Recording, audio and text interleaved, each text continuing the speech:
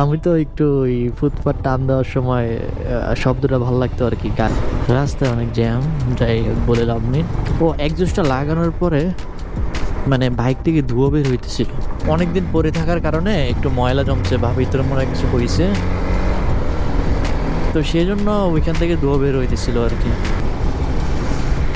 আসসালামু আলাইকুম, কি অবস্থা সবার? আশা করি সবাই অনেক ভালো আছেন। আজকের আকাশটা এত সুন্দর, মানে ওই কিছুদিন আগে সেপ্টেম্বরে সম্ভবত এটা একটা ভিডিও করছিলাম, ঠিক এমন সময় কাজে যাওয়ার আগে আকাশটা এমন ছিল।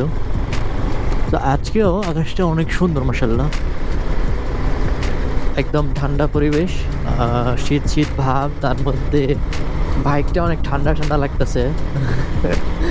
চালায় মজা পেতেছি না তেমন, বাইক চলতেছে নাকি বন্ধ বুঝতে পারতেছি না, কারণ আমি আমার এই এক্সস্ট যেটা ছিল সেটা চেঞ্জ করে ফেলছি। এই আরেকটা ছিল যেটা অরিজিনাল, ওইটা লাগাইছি, সেই জন্য বাইকের সাউন্ড একদম কমে গেছে, বাইক চালায় মজা নাই। আমি তো একটু ওই ফুটপাত টান দেওয়ার সময় শব্দটা ভালো লাগতো আর কি, গাড়ি সব সাইড দিয়ে দিত, মানে হর্ন লাগতো না আর কি। সো যাই হোক, আকাশটা অনেক সুন্দর। এক ভাই ভিডিও করতেছিল বা কারোর সাথে কথা বলতেছিল, তো আমি ওটা হাই দিয়ে দিয়েছি, টাটা।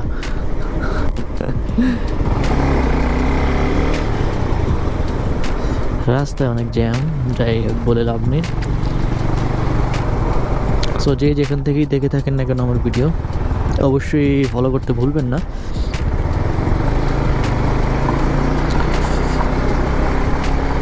ও একজোসটা লাগানোর পরে মানে বাইক থেকে ধুয়ো বের হইতেছিল।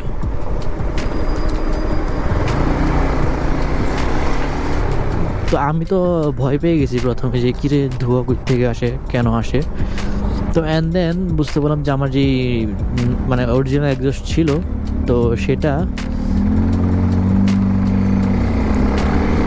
অনেকদিন পরে থাকার কারণে একটু ময়লা জমছে বা ভিতরে মনে হয় কিছু হয়েছে, তো সেই জন্য ওইখান থেকে ধোঁয়া বের হইতেছিল আর কি। তো এই ভিডিওটা আপনি সময় নষ্ট করে দেখালে আপনার এটা শুধুই ফাও কথা বললাম। এই ধরনের ভিডিও সময় নষ্ট করতে না চাইলে অন্য কিছু দেখেন, কাজে দিবে, কিছু শিখেন, কাজে দিবে। তো সবাই ভালো থাকবেন, সুস্থ থাকবেন। আসসালামু আলাইকুম।